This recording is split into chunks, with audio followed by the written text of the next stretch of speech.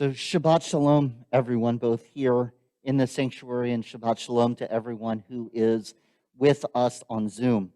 It is wonderful to be able to enjoy Shabbat together, to see folks we haven't seen for quite a while, to get to enjoy Shabbat with them, and also to hear and see as everyone was coming on to Zoom, hearing you call out to each other and send chats to each other and wave and smile to each other. It is incredible to see each other. And I say that with much purpose. We are in the book of Exodus with our Torah readings. We're actually in Parshat Bo, which is the third Torah portion of the book of Exodus. And we're at the end of the cycle of plagues. In fact, this is where we get a lot of the instructions that we eventually will have for Passover. Everything from the bitter herb and the Passover offering to just all of the different rituals that we use to this day as a way of celebrating, remembering, feeling like we ourselves are going out of Egypt. Tonight, I talk to you about not the 10th plague and the death of the firstborn, but the 9th plague, the plague of darkness. And it has been something that has captured my attention very much this week as I keep getting news, not only the anniversary of the insurrection on January 6th, but also watching things close. I don't know, what even variant are we up to? As the Omicron variant and Delta variant, and I get news that the hospital is on their higher footing, and that there are restaurants that are closing, and there are airlines canceling flight, and schools that are going virtual once again. Seeing all of that sort of stuff, seeing different parts of our world close, and it feels very much that plague of darkness kept coming to mind. Because when you really look at the text and you see the description of it, and then you read the midrash of it, it's really beautiful, powerful, and stunning. And some of the details that you hear are that this is this 9th plague of darkness, and it's not just that it was dark out. It was darkness. They could not see their hand in front of their faces. And what's more is you see some of the commentary. It was so thick by the end of the darkness, they couldn't actually physically move. It was a sense of kavod, of weight, that darkness was so heavy and so thick that they couldn't even move to not just see, but sense and be in each other's presence. And through different commentaries, you see that it was that physical darkness that impacted their eyes, but also impacted their bodies. You also see that it's psychological darkness, that there was much despair, and that it was the despair of the Egyptians. It was a realization by the Egyptians of what they had been putting the Israelites through. It was their sense of loss of control, their loss of direction, their loss of knowing where they were. And it was also a spiritual darkness, that they had lost their sense of Ra. The sun god was the central god. That was Pharaoh, was supposed to be the image of the god of the sun. And what's the opposite of that light is darkness. And here is this darkness brought by the God of Israel, totally casting out, pushing aside. They had that sense of spiritual loss, of hope, of connection. They did not know what to do with themselves. It was that kind of darkness. And as I talk to you about that kind of darkness, part of it is to reflect and think about the Egyptians and what they had visited upon the people of Israel. This bondage, this slavery, this cruelty that they had done to the people of Israel merely for their own convenience and power, and how brutal and cruel they were for all of these generations of slavery, even to the point of killing the children of Israel, even as they were being born. We have all of those stories, and that's part of that darkness. But I also, as I said, feel like when I start talking about a plague of darkness, I feel like it really resonates with what we're experiencing in our world. I am so glad there's actually people here in our sanctuary. As we've noticed, as Omicron has gotten worse, there are fewer people in our sanctuary. We've seen this as an ebb and flow. That we first started the pandemic, I was over there in my office doing services, eventually made it here in the sanctuary. And then we had a tech team in Cantor joined me back here in the sanctuary. And all of you so many of you were still on Zoom. And then we had where people started to come back. And then we had Delta and we were alone in the sanctuary again. And then people started to come back. And now we're seeing fewer. And it's not that I don't love you all on Zoom, but it's also different. Y'all aren't here. You can feel that separation. And it's wonderful to see you waving, but it's also strange not to physically have you here. And in fact, there is commentary that the difference between darkness and light, the Talmudic definition of dawn is when you can differentiate, you can recognize the face of a friend. That you know that it is light outside when you can see another human being and know who that human being is.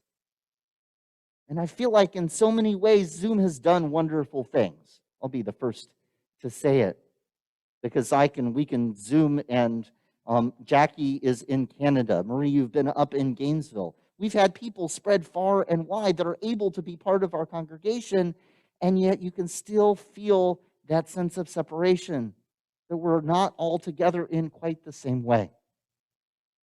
And I've been watching that and feeling that kind of darkness of separation in the mood of our community, but also in the mood of the world.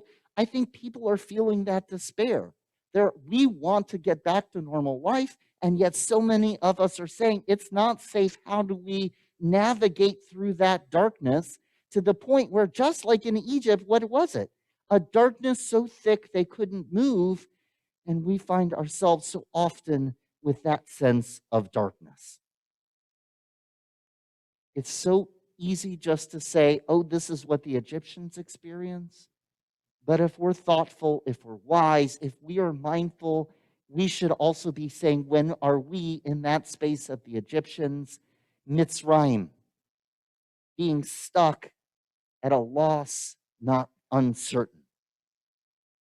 And so tonight, as we are sitting here, and I feel that kind of darkness as the plagues encroaching on so many levels in our own day and age, I share with you a different kind of midrash.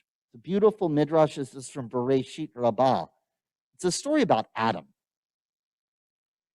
And remember, Adam is created on the sixth day, right before sunset, that is leading in Shabbat, very end of the sixth day. And the Bereshit Rabbah says that after Adam committed his first sin, right, the sin of the eating of the fruit, he sees his first sunset, and it filled him with dread. The Midrash teaches that after having committed that first sin, Adam saw his first sunset on the eve of Shabbat, and he was alarmed. He was afraid that the world was blacking out, running down, and that he had caused it to happen. Cosmic darkness, he thought, not only reflected his inner darkness, perhaps resulted from it. At sunrise, Adam realized it was the way of the world, right? So he goes to sleep. It's dark. The sun eventually comes up. Excuse me. And there's a beautiful modern midrash by Mark Gelman about the animals piling up trees and roots to hold up the sun, and that didn't work. And they made a little pyramid of animals, and that didn't work. This whole anxiety of what's going to happen when we get to those places of darkness. And here on that Shabbat morning, the sun comes up. Adam realizes, wait, there's something more in Mark Gilman, that he hears God talking about the flow of time. And then here's the other piece. Not only do we see that there's ebb and flow, there is light and there is darkness.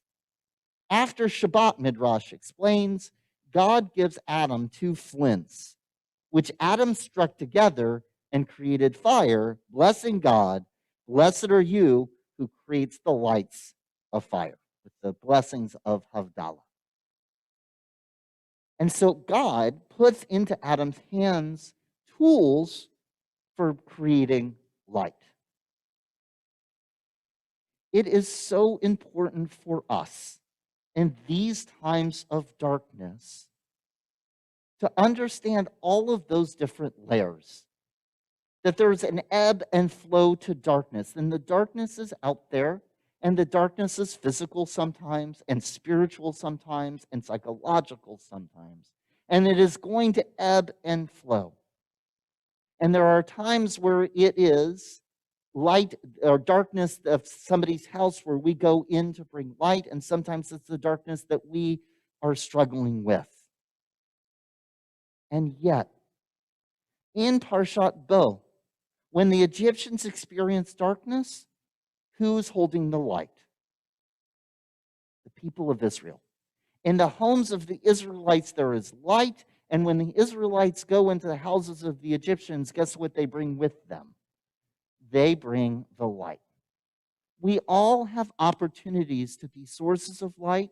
We all have opportunities to help show the light and see the light. That is our challenge. To watch for these cycles, to make people aware of these cycles, but also look for those incredible tools like this and like that.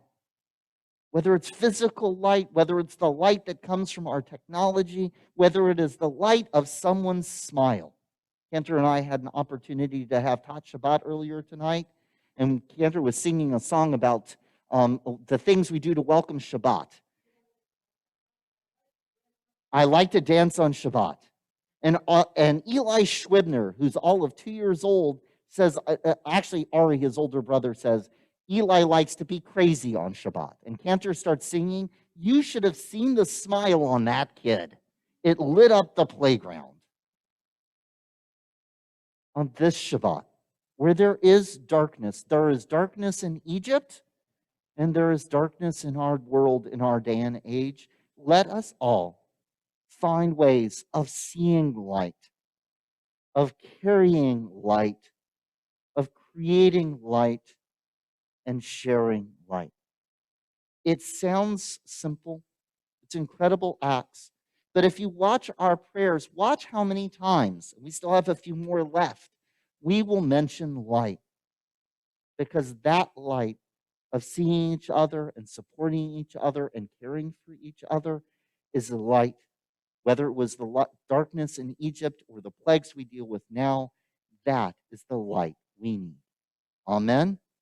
Shabbat Shalom.